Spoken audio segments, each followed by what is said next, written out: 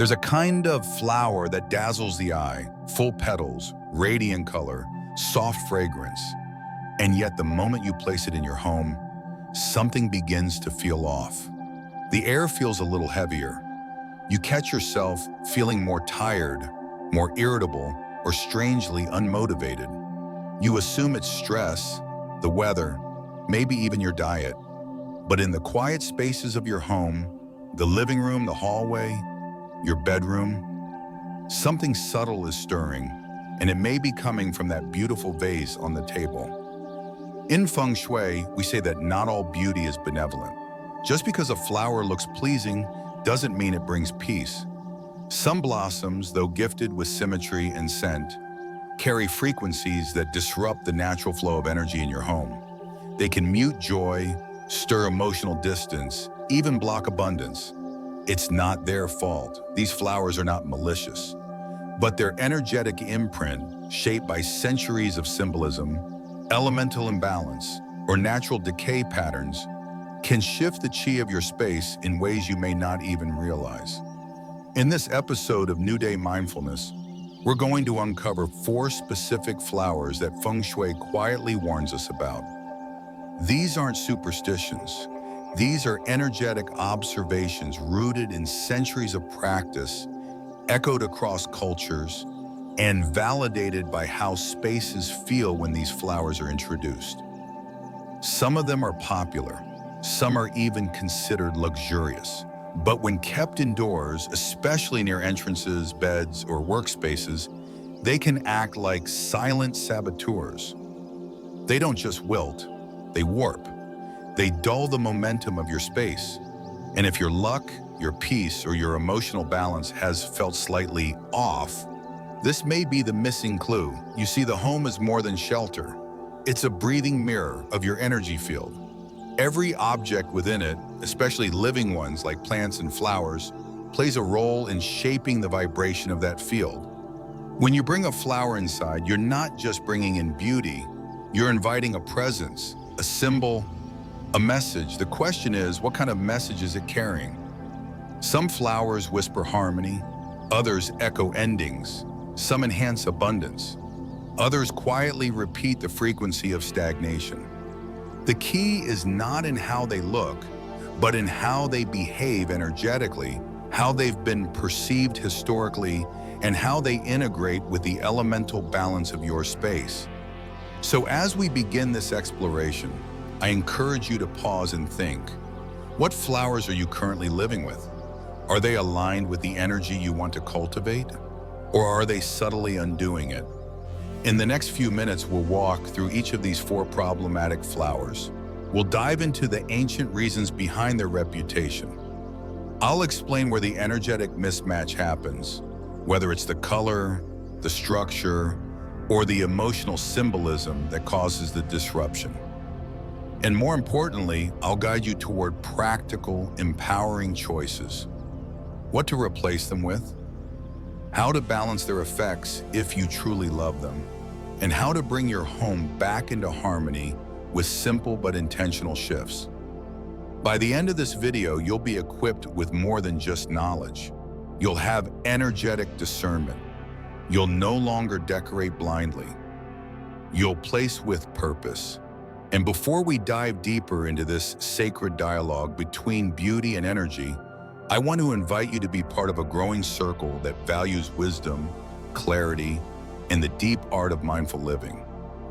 If this content resonates with you, please take a moment to support New Day Mindfulness. Just one like, one share, or one quick subscribe helps me get closer to our community goal of reaching 2,000 followers. And with every new voice that joins, we create a space where beauty and energy meet in wisdom, not trend. Thank you for being here, for caring not just about how your home looks, but how it feels. Now let's begin, because not all flowers are as harmless as they seem, and sometimes the most beautiful ones are the ones that need the most thoughtful attention. Ready? Let's step into the quiet truth behind the flowers that may be silently holding your fortune hostage. Flower number 1, hydrangea, the energy of sorrow and separation. Of all the flowers people instinctively gravitate toward for their visual charm, few are as misunderstood energetically as the hydrangea. With their round, full heads made up of delicate petals and pastel hues, most commonly soft blues, lavenders, pinks, and even creamy whites, they exude an aura of elegance and calm. They photograph beautifully, they fill space generously. And yet, beneath this aesthetic softness lies a complex energetic signature that Feng Shui masters have long regarded with caution. In the world of energy mapping, the hydrangea carries a frequency not of joy or openness, but of emotional repression, distance, and unspoken sorrow. Unlike other flowers that radiate outward in vibrant expressions of vitality, the hydrangea folds inward. Its petals are compact, closed in around themselves. Its spherical form traps qi instead of circulating it.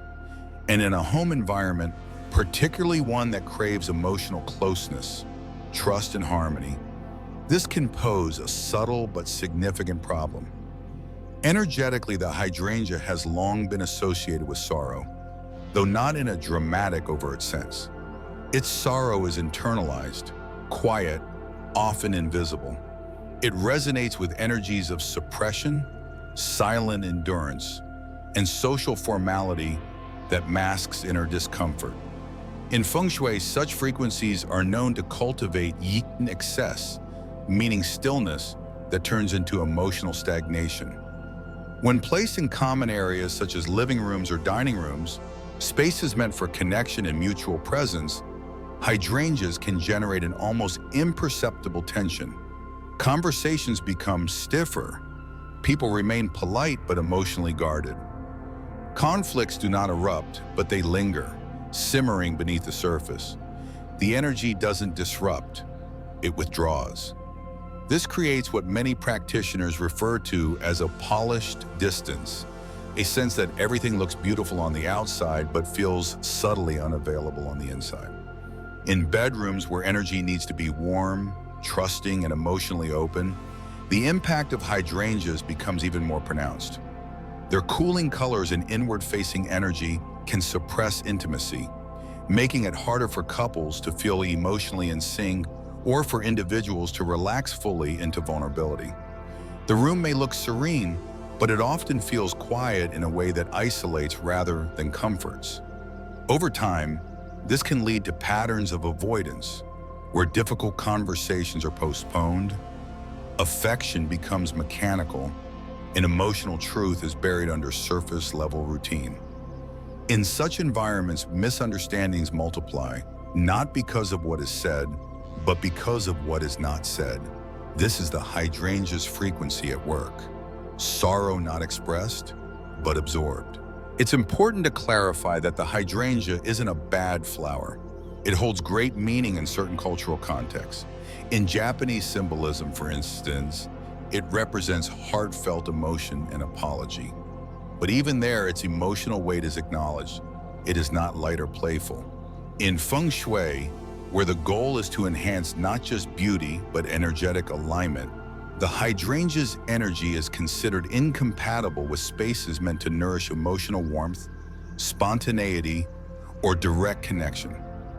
Instead of hydrangeas, those seeking floral allies that foster open-hearted communication and emotional intimacy should consider peonies or white lilies.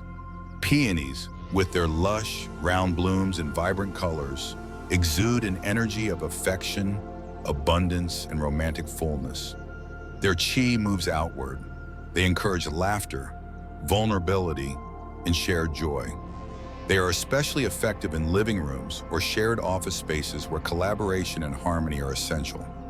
Their earth element nature also grounds emotional expression, helping people feel safe enough to be authentic.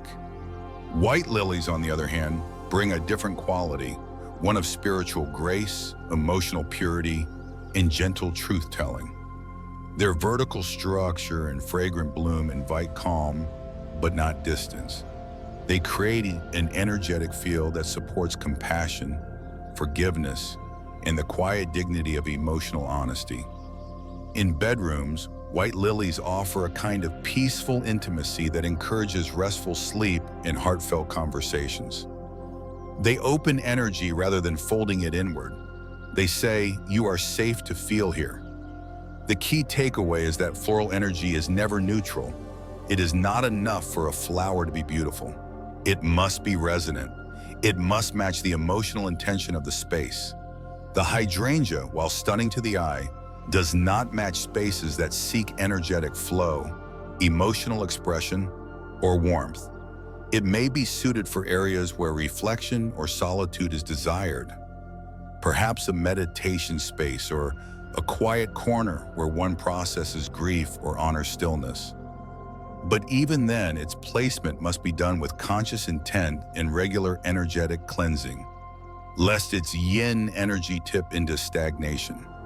In today's culture, where aesthetics often override energetic function, it's easy to overlook the deeper messages flowers carry. But Feng Shui teaches us that nothing we bring into our home is without consequence. If we seek emotional clarity, then our space must echo that clarity. If we desire relationships that are alive, expressive, and evolving, then the symbols we surround ourselves with must also be alive, must open, must breathe, must move qi, not absorb it. So as you consider the floral elements in your space, take a moment to feel beyond their visual beauty. Ask yourself, what does this flower make me feel? Does it energize me or pull me inward? Does it open my breath or contract it? Does it invite people in? Or does it ask them to admire from a distance? These questions are the beginning of real Feng Shui, not just in design, but in emotional architecture. And if you find yourself looking at a vase of hydrangeas in your home and realizing they no longer serve your energy, honor them, thank them, and then release them with intention. Replace them with a flower that matches where you are growing, not just what looks good on the shelf. Because your home isn't a showroom, it's a sanctuary. And the energy you allow in should support the life you are building, not the distance you are unconsciously maintaining. Flower number 2, purple orchid, elegance that disconnects. In the lexicon of elegant houseplants, few flowers command admiration quite like the purple orchid. With its sculptural stems and sharply contoured blossoms, the orchid appears almost otherworldly, regal, symmetrical, and saturated in royal color. It's the kind of bloom that stops you mid-step, a botanical portrait of refinement. In high-end design and minimalist interiors, purple orchids are often used as accent statements, elevated, self-contained, and never out of place. And yet, in the realm of Feng Shui, that same striking presence is what makes it energetically complex, even problematic, especially in spaces that seek warmth, connection, and emotional closeness. The purple orchid, unlike its white or pink counterparts, does not carry the frequency of tenderness.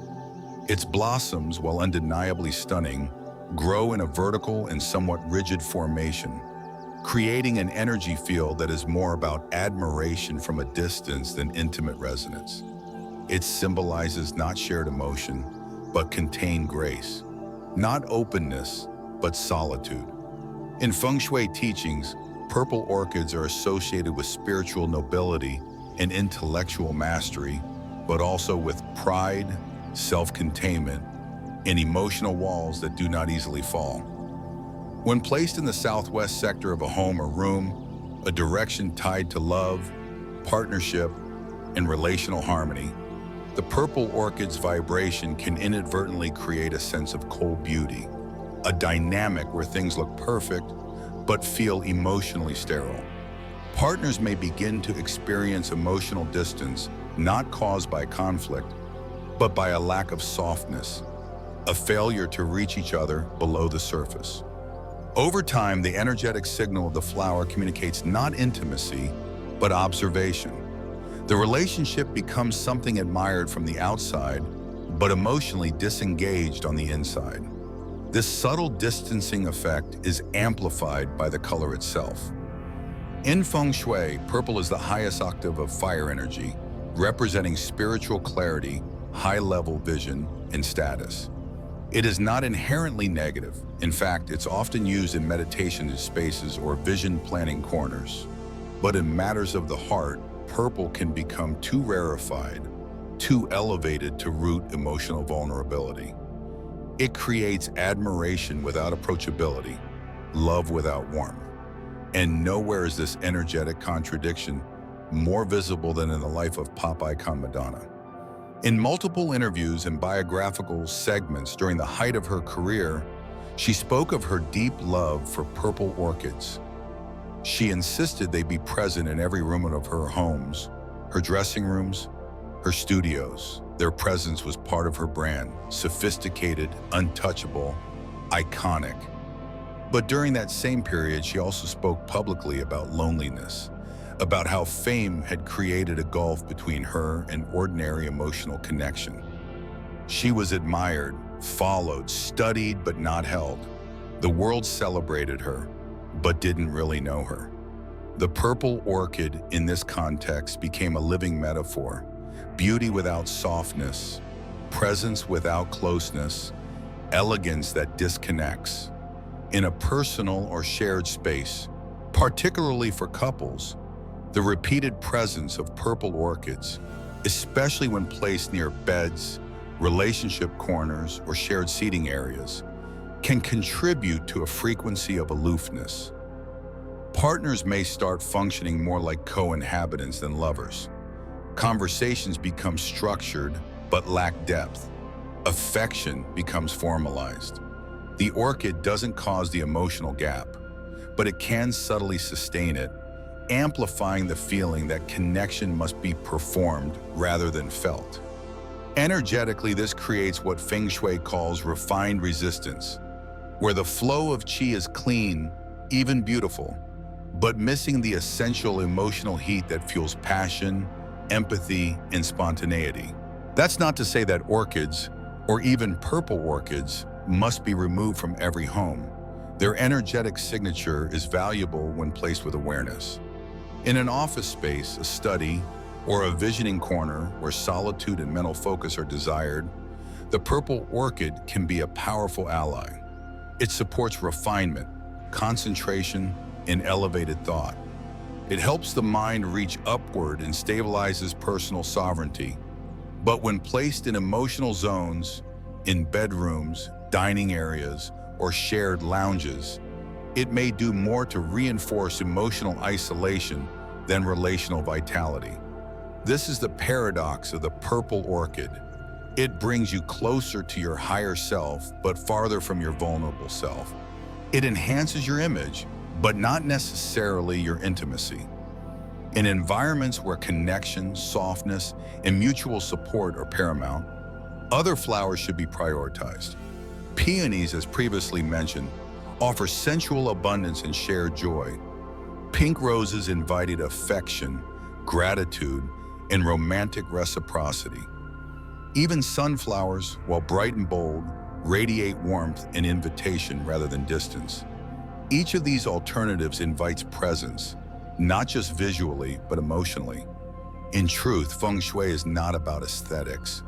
It's about alignment. The question is never, does this look good? But what does this communicate? What story does this flower tell your home, your partner, your subconscious? If the message is, I am admired but alone, then the energy will slowly shape itself around that statement.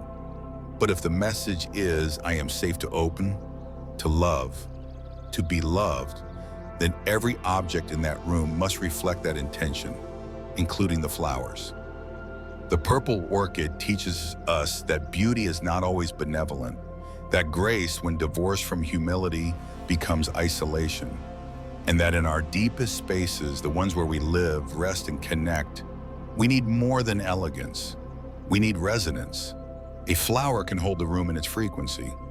Make sure that frequency echoes the life you actually want to live. Flower number 3, lilac, Die Tüdenhung, the scent of grief among fragrant blossoms that stir the soul. Lilac, known in Vietnamese as Tu Dinh Hung, stands as one of the most emotionally charged and energetically misunderstood. Its presence in a garden may seem harmless or even poetic, with its dense panicles of pale violet flowers and an intoxicating scent that lingers long after you've walked past. In perfumery, lilac is revered for its nostalgic sweetness. In poetry, it's been used to symbolize youthful love, longing, and remembrance. But in the subtle art of Feng Shui, where fragrance is not just a pleasure but an energetic frequency, lilac carries a signature that is far more complex and far less benign than its delicate appearance suggests. While other flowers lift the mood or enhance vitality, lilac often pulls energy inward, not in a meditative, grounding way, but in a reflective, sometimes sorrowful way. Its scent is not energizing, it is echoing. It calls back memories, stirs dormant emotions, and opens portals to past phases of life, particularly those associated with farewells, endings, or unresolved emotional transitions. In traditional Feng Shui interpretations, lilac is considered a flower of the in-between, linked to the season of spring, but carrying the weight of closure, carrying the chi of grief more than joy, transition more than initiation. This makes it unsuitable for spaces that are meant to invigorate life force, foster connection, or amplify clarity and momentum. What makes lilac particularly potent is its fragrance. The scent of lilac is strong, nostalgic, and often associated with memory. But memory is not always neutral. It carries charge. And the kind of charge lilac activates is one that leans toward melancholy. It doesn't evoke joyful recollection as jasmine or gardenia might. It summons a quieter, heavier remembrance, often filled with longing, sometimes regret. In homes, this can manifest subtly, a sense of fatigue that seems to settle into the air, a strange emotional heaviness that hangs after lilac has been placed, especially in enclosed or intimate areas. Children may become quieter, more prone to daydreaming or tearful episodes without cause. Elders may begin recalling lost relatives, places they've left behind, or phases of life they thought they'd forgotten. The scent acts as an energetic cue, calling forth ancestral emotion. While this may be cathartic in rituals of remembrance or seasonal observance, it becomes deeply disruptive in daily life, where presence, vitality, and forward movement are needed. Placing lilac near doorways, bedrooms, or family gathering areas creates a kind of emotional echo chamber. The entryway, known in Feng Shui as the mouth of qi, is responsible for how energy flows into the home. Anything placed here either invites or blocks vitality.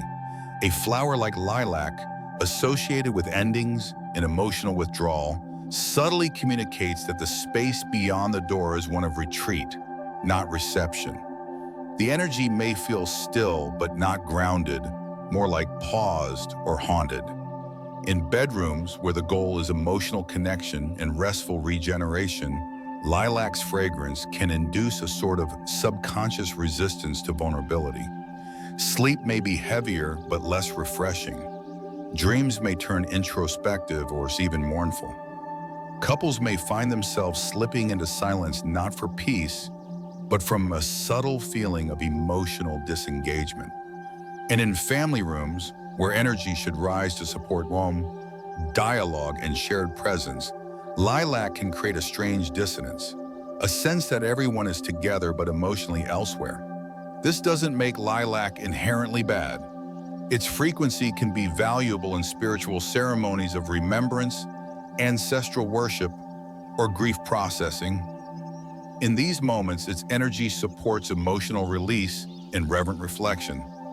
But as a fixture in the home, especially in areas meant for growth, laughter, and energetic movement, its presence is contraindicated. The chi it emits is not expansive, but echoing, not grounding, but nostalgic, not nourishing, but draining. For those who are drawn to lilac for its memory-evoking quality, but wish to maintain a home that is energetically alive and hopeful, there are more balanced alternatives. Jasmine, for instance, also carries a nostalgic scent but is linked with emotional upliftment, sensual presence, and spiritual clarity. Its fragrance is sweet, not sad. It stirs feeling, but not heaviness. In Feng Shui, jasmine is often used in bedrooms to support tenderness and intuitive dreaming. It evokes the past without pulling you out of the present. Marigold, especially in golden or orange hues, offers another excellent alternative. While not as fragrant, it carries a symbolism of sacred memory without sorrow. Marigolds are often used in altars across cultures, from Dia de los Muertos in Mexico to Buddhist ceremonial offerings in Southeast Asia, not as symbols of grief, but as bridges between gratitude and memory. They honor the past while empowering the present. To truly understand why lilac can disrupt a home's energy, one must look at how it behaves in the garden. Unlike roses or peonies that reach upward and outward, lilac bushes often grow in thick, heavy clusters. They are stunning but dense. Their blooms last briefly and then fall dramatically. Their energy is cyclical, transitional, emotionally weighted. They are best appreciated in passing, not enclosed. When you cut lilac and place it indoors, especially in a vase near your bed or sofa, you're essentially placing a symbol of emotional passage into a space that requires emotional presence. Over time, this creates not drama, but a slow fade, a dimming of joy, a dulling of enthusiasm, a creeping lethargy that resists diagnosis. So if you've felt an unexplained heaviness in your home, a kind of emotional fog that doesn't come from conflict, but from a muted emotional field, look to your floral choices. If lilac is present, consider its removal not as rejection, but as realignment. Replace it with a bloom that speaks in tones of vitality and connection. Let your space be guided not by sentiment, but by intention. Because in Feng Shui, every petal speaks, and what your space listens to, it begins to become. Flower number 4, narcissus, the posture of withdrawing qi. The narcissus, often admired for its fragile beauty and poetic associations, carries within its structure a visual posture that tells an entirely different energetic story. One of quiet withdrawal, introspection without regeneration, and a slow draining of confidence. At first glance, the narcissus appears elegant, even reverent. Its petals are typically white or pale yellow, sometimes with a small crown of color at the center, and the flower's head characteristically bends forward or downward. This signature droop may seem like a gesture of humility or grace, but in the context of Feng Shui energy mapping, such physical posture reflects not reverence but energetic contraction. The narcissus does not stand tall. It does not meet the world with alertness or presence. Instead, it folds inward, softens its gaze, and symbolically lowers its vibration. This is not inherently negative in nature. In fact, in outdoor garden spaces designed for personal contemplation or spiritual retreat, the narcissus can offer a gentle frequency of quiet reflection.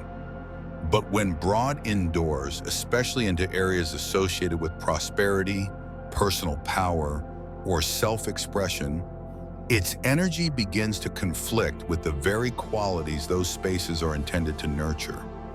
In Feng Shui, the posture of an object carries as much weight as its color or location. An upward-reaching flower like a sunflower or daffodil radiates yang energy, outward, active, solar, and self-assured. It energizes the space it inhabits. By contrast, a downward-facing bloom like the narcissus transmits a signal of inward folding, emotional retreat, and self-limitation. It may not provoke immediate discomfort, but over time it subtly reinforces a psychological posture of hesitation, lowered confidence, or fear of exposure. This effect becomes particularly problematic in areas of the home linked to wealth, visibility, and dynamic life progress, most notably the southeast corner, which in the Bagua system corresponds to financial prosperity and sustained momentum. A narcissus placed in this zone, especially when drooping or beginning to fade, energetically mirrors decline rather than expansion. The flow of qi that should be moving upward and outward to support growth is redirected downward and inward, echoing the bloom's own shape. As a result, those inhabiting the space may begin to experience a lack of motivation, decreased boldness in decision-making, or even reluctance to pursue new opportunities. The water element, which governs intuition, flow, and adaptability, is also weakened by the presence of a symbol that reflects fear-based withdrawal rather than empowered stillness. This creates an energetic loop that subtly undermines the ability to engage confidently with the outer world. Symbolically, the narcissus is often connected to themes of self-awareness and inner sensitivity, but Feng Shui cautions against confusing humility with powerlessness. While humility is a virtue, it must be paired with aligned action and self-belief in order to fuel growth. Without those qualities, humility turns to timidity. Stillness turns to stagnation. Reflection turns to retreat. In the context of home energy, the narcissus thus becomes not a teacher of grace, but a symbol of decline. Graceful perhaps, but decline nonetheless. This is particularly concerning in environments where people are actively working to overcome self-doubt, establish a stronger public presence, or build momentum in career or wealth development. When such intentions are housed alongside the passive frequency of the narcissus, the energetic contradiction can neutralize progress. Clients have reported feeling inexplicably tired or anxious in rooms decorated with narcissus arrangements, particularly if the flower is placed near a workspace, mirror, or seated area. Children may become quieter, adults may avoid the room altogether. The home, rather than feeling like a base of confident expansion, begins to feel like a place of subtle withdrawal. It's important to emphasize that the narcissus is not a harmful plant in all contexts. In outdoor meditation gardens or in transitional zones such as thresholds or stair landings, areas not meant for long-term energetic residence, its presence can be gently beneficial. There, its energy of internal listening and emotional quietude supports contemplation and spiritual transition. But indoors, especially in prosperity centers, relationship corners, or bedrooms where vitality is needed, the narcissus becomes energetically discordant. Its energy does not support manifestation. It invites pause. And while pause has its place, it should not dominate the energetic climate of a home meant to support growth, action, and joy. For those who are attracted to the narcissus visually or symbolically, but wish to maintain energetic coherence in their homes, there are alternatives that honor the spirit of reflection without the posture of retreat.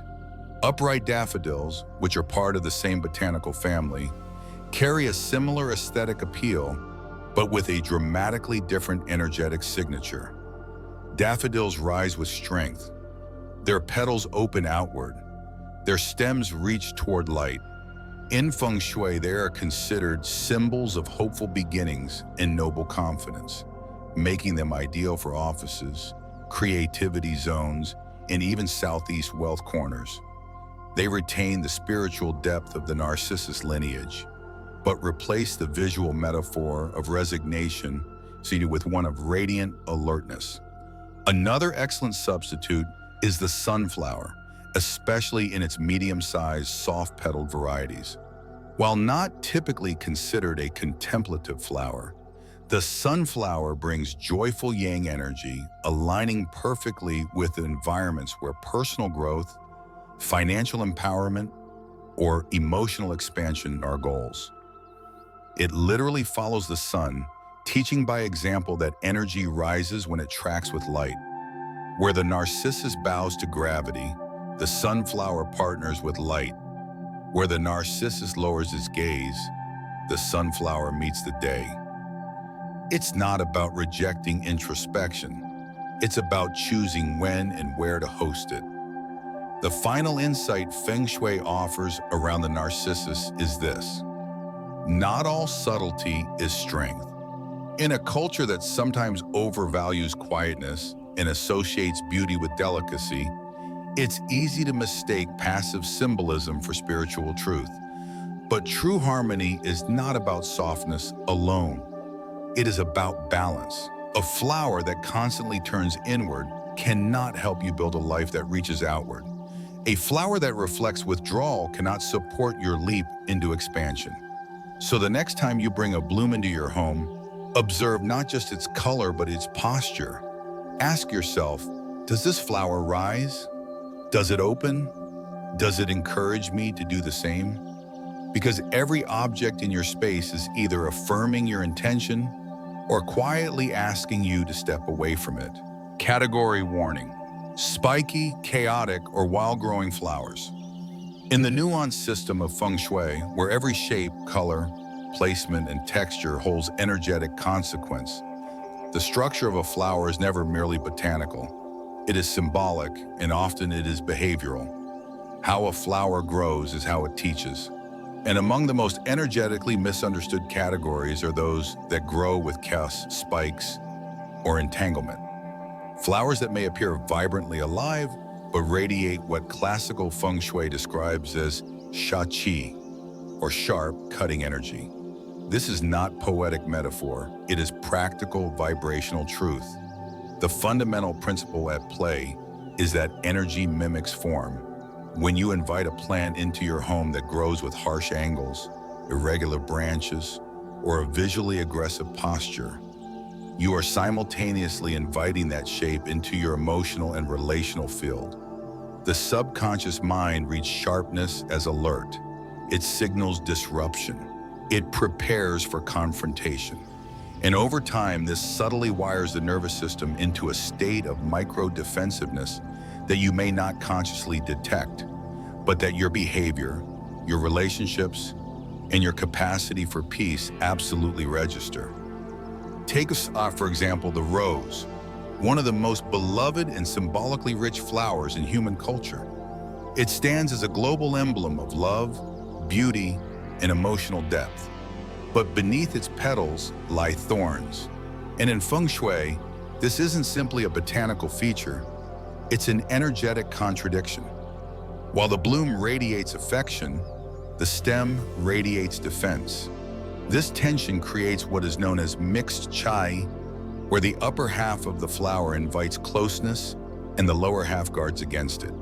This duality can create confusion in emotional spaces.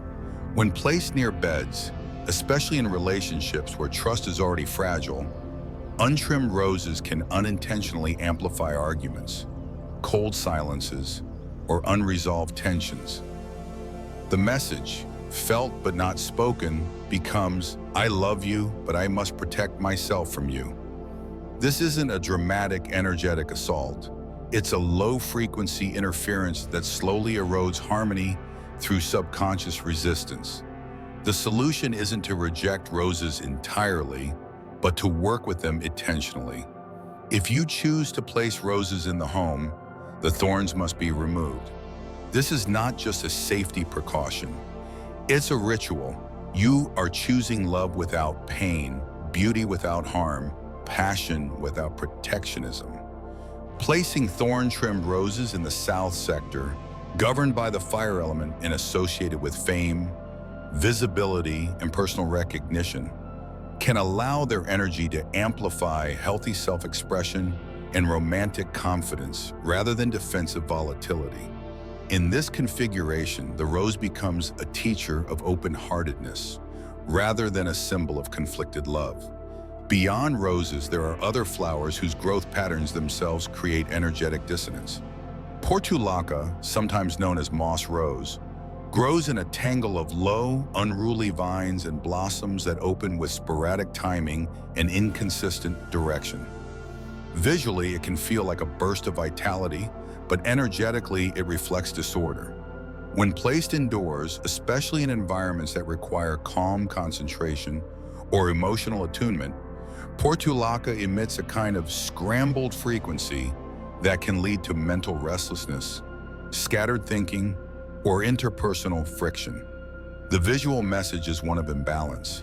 Its blooms do not follow symmetry or rhythm, and the chi it projects mirrors that same unpredictability. It may seem like a harmless aesthetic choice, but the impact over time can be a subtle erosion of clarity, focus, and interpersonal ease. Feng Shui practitioners often observe that homes with a high concentration of spiky or irregularly grown plants tend to experience more frequent arguments, more unfinished tasks, and more general tension. This is particularly problematic in spaces where sensitivity and trust are crucial: children's rooms, bedrooms, healing corners, or entryways. The entryway, known as the mouth of Qi, sets the tone for the entire home's energetic field. When a spiky plant is placed here, it can disrupt the flow before it even begins. It's the equivalent of greeting your guests or your own returning self with agitation rather than welcome. Children's rooms, where emotional development and imaginative safety are essential, can be particularly vulnerable. Spiky plants here can create agitation, difficulty sleeping, or behavioral withdrawal. Bedrooms, where the chi must be soft, slow, and supportive of vulnerability, are equally impacted. The presence of chaotic growth or jagged form introduces yang aggression into a space meant to host yin stillness. The underlying truth here is that while nature always grows with purpose, not all natural forms are compatible with the energetics of indoor, human-designed environments. In the wild, thorns protect, tangled branches camouflage, spikes warn predators away. These are not faults, they are functions. But in a home where the goal is not survival, but connection, healing, and creative fulfillment, these growth patterns send the wrong signals. They do not integrate, they guard. They do not harmonize, they provoke. For those who genuinely love the wildness of certain plants or the symbolism of strong, angular flowers, intention and placement become the key. Spiky forms can be used in the south to anchor fire energy, or in outer garden spaces where their strength can serve as boundary reinforcement. They may be placed along exterior pathways to protect the home's energy, or at the edges of property lines to signal containment. But indoors, especially in high sensitivity zones, they must be minimized or softened. If you absolutely must include a thorny or wild-growing flower, place it in a rounded container, balance it with soft, circular-leafed companions, and set an energetic intention before bringing it in. Energy respects clarity. It flows where it is invited, and it retreats where it is resisted. Feng Shui teaches us that the forms we live with slowly become the forms we inhabit in our bodies and minds. A home full of soft curves and balanced blooms fosters gentleness in language, generosity in posture, and resilience in emotion. A home filled with sharp edges and energetic chaos fosters vigilance, subtle irritability, and an ongoing sense that rest must be earned through tension. Your choice of flowers is not just botanical, it is psychological, it is emotional, it is spiritual. And so the question becomes, do the forms around you reflect the energy you wish to embody, or are they asking your nervous system to stay in a state of hidden alert?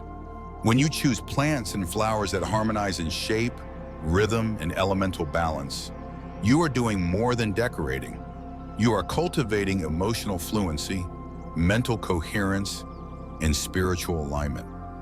The right bloom in the right place does not simply beautify a room, it heals the energy that lives there. Story: a designer's mistake that revealed hidden tension. In the hills of Beverly Hills, behind glass walls and polished wood interiors, a renowned Hollywood set designer, whose name remains private out of respect, crafted what many would call a picture-perfect home.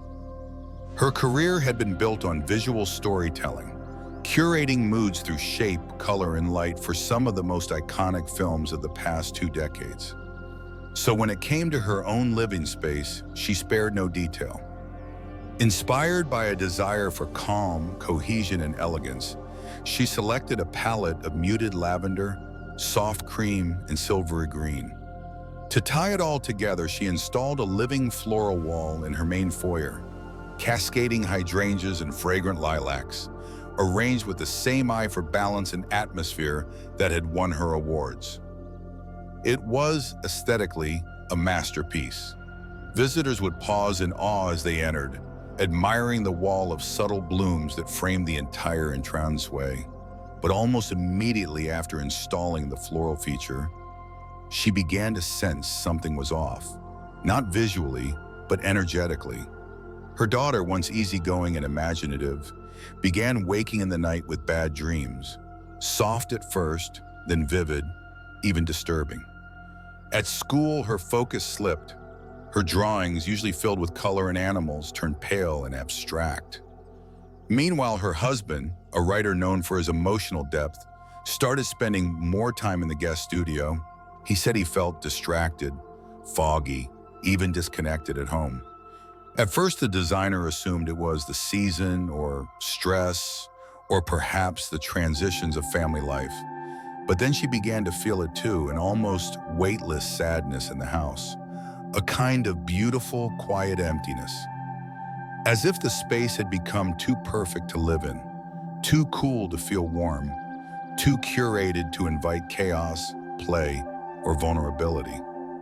Eventually, a friend recommended she consult a Feng Shui practitioner, someone familiar with energy alignment beyond aesthetics. The consultant arrived, walked the property, and within minutes stood before the floral wall and asked a simple question. Who is this wall for? Your guests' eyes or your family's hearts? The designer paused, surprised. She had never considered that the wall could be doing more than decorating. The consultant explained gently, both hydrangeas and lilacs, while stunning, carry frequencies of emotional withdrawal, unresolved sorrow, and stagnation. Hydrangeas tend to absorb tension without releasing it, while lilacs, particularly when enclosed indoors, trigger subconscious memory, loss, and energetic mourning. Together, especially placed at the energetic mouth of the home, the foyer, they were sending a message not of welcome, but of emotional retreat. It wasn't just visual cohesion the wall was creating, it was energetic insulation. A quieting not of noise, but of emotional expression. The consultant advised removing the hydrangeas and lilacs immediately. In their place, she recommended soft-colored chrysanthemums, symbols of long life, resilience, and optimism, and clusters of lucky bamboo to invite vitality, flexibility, and forward motion. These new elements would still reflect calm and grace, but with life-affirming energy rather than nostalgic pull. The designer, skeptical but open-minded, made the shift within a week, and the difference, she later shared, was startling. Her daughter's nightmares stopped. The color returned to her drawings. Laughter returned to the kitchen table. Her husband moved his writing back into the house, saying he felt clearer, even though nothing in the space had changed, visually, but everything had changed, energetically, and that was the lesson. Beauty is not always kind. Aesthetic brilliance does not guarantee emotional harmony. In Feng Shui, energy speaks louder than appearance. A flower can be exquisite and yet disruptive. A space can be elegant and yet heavy. What we admire with our eyes can sometimes dull the clarity of what we feel. The designer has since spoken quietly about the experience with friends, colleagues, and those who visit her home. She still uses flowers in her work, of course, but now she doesn't ask only, does it look right? She asks, what does it invite? What does it echo? What does it amplify in the people who live here? Because in the end, a home is not a stage. It's a field of energy. And when we design from the heart with both beauty and intention, that energy doesn't just fill the room, it heals it. What to do if you already have these flowers? If you're realizing now that some of the flowers you've lovingly placed around your home may be carrying energetic signals you didn't intend. Pause, breathe, and most importantly, don't panic. Feng Shui is not a system designed to shame or alarm. It's a tool for cultivating awareness, for fine-tuning your environment so that it supports your evolution rather than subtly resisting it. It doesn't require perfection, it only asks for presence. You might be thinking, I already have hydrangeas on my dining table, lilacs blooming near the window, a purple orchid in my bedroom, or even a wall of florals that someone gifted me during a meaningful life moment. Perhaps these flowers bring you peace, remind you of someone you love, or have simply become part of your home's visual signature. That doesn't mean you have to discard them with urgency or regret. Feng Shui encourages sensitivity, not rigidity. And in many cases, subtle adjustments can soften or redirect imbalanced energy without eliminating what's meaningful to you. The first and simplest approach is to move these flowers to outdoor or transitional spaces. An outdoor terrace, a shaded balcony, a covered porch, or even a semi-open stairwell can act as an energetic buffer. These are areas where energy is meant to move through, not settle deeply. A downward-facing flower like narcissus or a scent-heavy lilac may serve a reflective purpose in these spaces, gently supporting the transition without anchoring sorrow into your inner rooms.